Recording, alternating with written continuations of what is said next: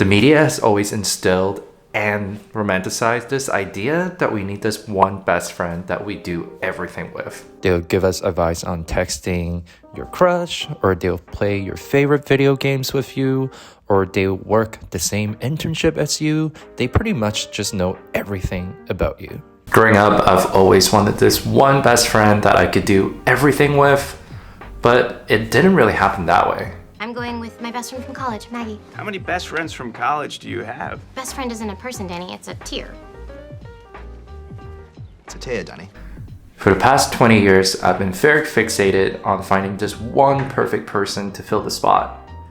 But then soon I realized it was never going to happen and I was never going to find this person. And I'm glad I came to this conclusion. Let me tell you why.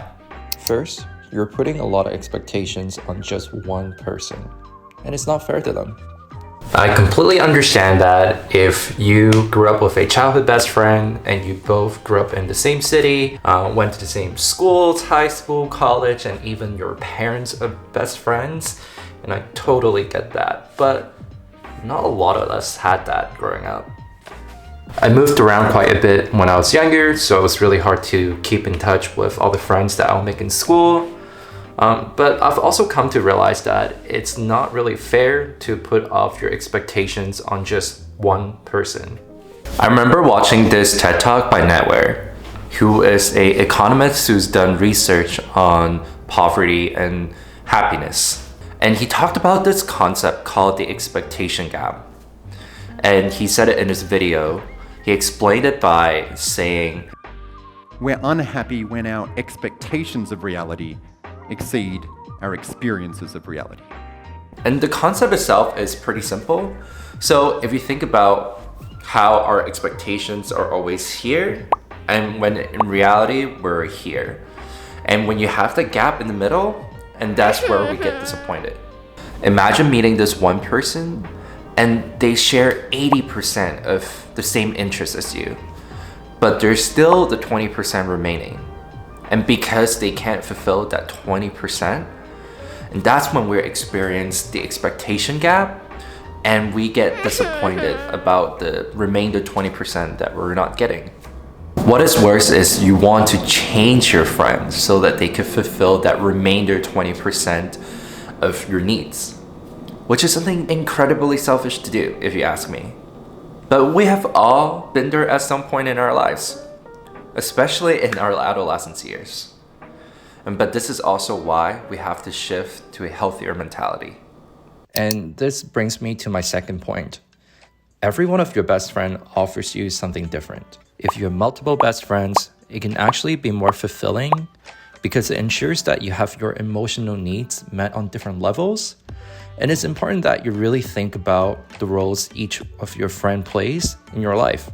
The way you value friendship is highly different from person to person, and it's very subjective to the definitions that you hold. In my life, my friend Kim is someone that I grew up with since high school. She's my mom, she's my voice of reason, and she's literally this one person who will give me the best advice in the world. And I remember I always used to do the opposite of what she tells me to do. But Kim, I appreciate you. On the other hand, I also have my friend Antoine. I'll say he's my kindred spirit because we had a very similar upbringing. So I'll say that we connect on a emotional level, and also really just admire his determination as a person, and I really appreciate his honesty. And weirdly enough, we're also spiritually connected, so we'll talk about things like meditation, and we even went to a sound bath together. Friendship is not like a crown that you just hand out to people and you crown them the title of being your best friend. There's not a limited amount of that. You can have as many best friends as you want. Best friend is just a title. True friends don't care about titles. The idea of a best friend is a social construct. When I use the word best friend, I don't really mean it literally. What I mean to convey is intimacy, and that this person is a big part of my life. They come in different shapes and forms, but the important thing is they come through for you in different ways. I used to have a list of requirements in my head of what I want in a best friend, And I gotta admit, it was a shallow list. A best friend is about feeling that your friend knows and understands you, and there's someone that you can count on, and nothing else should matter. Best friends are like seasons. They shift around. Because I always think it's weird how people are always like, friends, there are seasons for some relationships in our lives, and I think that that's important, that that's okay. So I like that you said shifted, though. That was really good. How you Yeah, said I don't like to say that they're lost. And by the way, I don't usually talk about this stuff personally. I think I'm turning red. You're really good at what you do. But no, I like shifted because I don't. It's nice.